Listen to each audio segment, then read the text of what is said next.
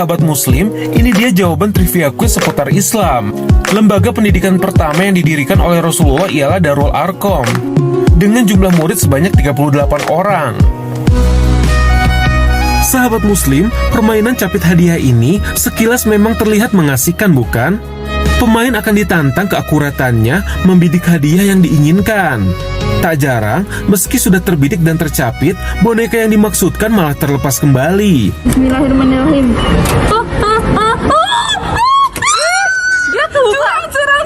Sehingga karena gemas, kita semakin bernafsu untuk membeli tiket dan mengulanginya lagi hingga berhasil.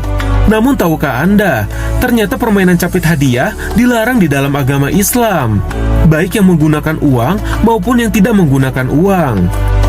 Para ulama bersepakat, di dalam permainan capit ada unsur gharar, yakni ketidakjelasan yang di dalam Islam dikenal dengan istilah al-maisir. Maka sebaiknya sebagai umat muslim, kita menghindari permainan tersebut. Menurut Syekh Muhammad bin Shalih Al-Utsaimin, arti al-maisir adalah semua akad yang pelaku akadnya bisa jadi untung atau bisa jadi buntung atau rugi. Padahal perbuatan tersebut Allah larang, sebagaimana firman-Nya di surat Al-Maidah ayat 90 yang berbunyi, "Hai orang-orang yang beriman, sesungguhnya meminum khamar, judi, berkorban untuk berhala, mengundi nasib dengan panah adalah termasuk perbuatan setan.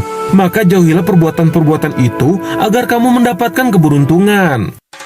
Selain capit boneka, ada permainan lain yang memang terasa ringan dan menyenangkan untuk dimainkan bersama keluarga dan teman. Namun diharamkan agama, yakni ular tangga dan monopoli. Wah, kok bisa ya?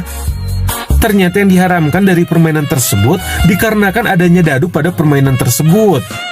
Setidaknya ada 5 hadis yang melarang dadu. Rasulullah sendiri menyamakan dadu bagaikan menyentuh darah dan daging babi, lalu memakannya, yang mana hal tersebut merupakan perbuatan haram. Adapun hadisnya sebagai berikut. Siapa yang bermain dadu, seolah dia telah mencelupkan tangannya ke dalam daging babi bercampur darahnya.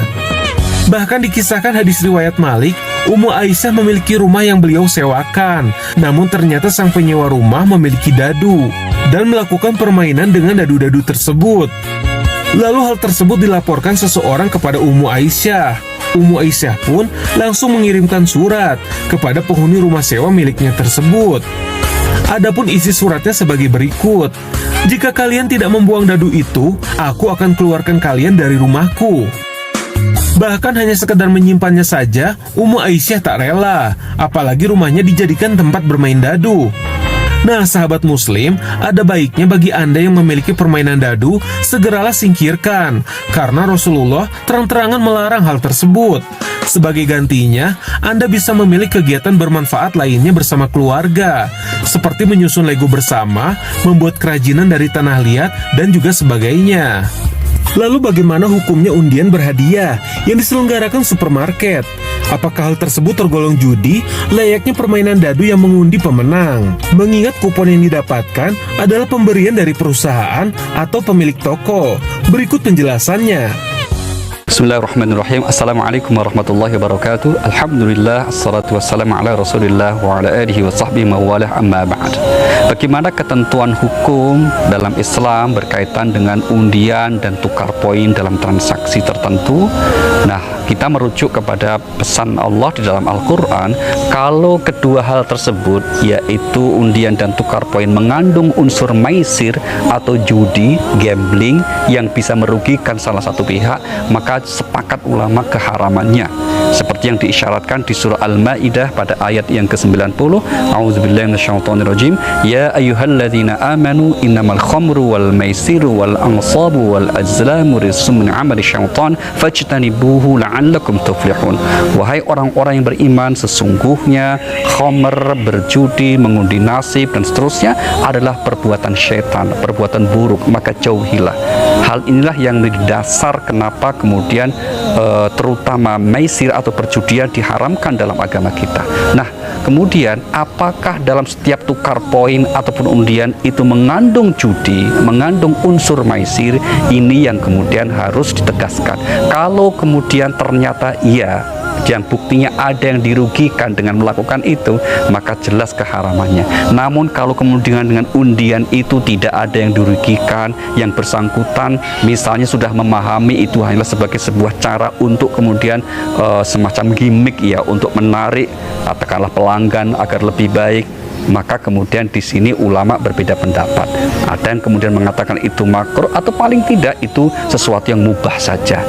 Demikian halnya juga tukar poin, itu biasanya sebagai bagian dari bentuk apresiasi dari sebuah perusahaan untuk mendorong customer, konsumennya agar lebih loyal. Kita ambil contoh misalnya setiap bulan kita membayar katakanlah pulsa kita di dalam satu perusahaan telekomunikasi tertentu. Nah, setiap membayar kita akan mendapatkan poin. Dari poin itu kemudian kita tukar sesuai dengan pilihan kita.